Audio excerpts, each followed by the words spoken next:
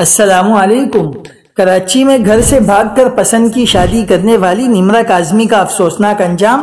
نمرہ کاظمی خلا کے لیے عدالت پہنچ گئی۔ کیا آپ حالات حاضرہ سے آگاہی حاصل کرنا چاہتے ہیں؟ خبر کے پیچھے چھپے اصل حقائق جاننا چاہتے ہیں تو ابھی سبسکرائب کیجئے دل مل پاکستان کو اور ساتھ ہی گھنٹی کے نشان پر کلک کر دیں۔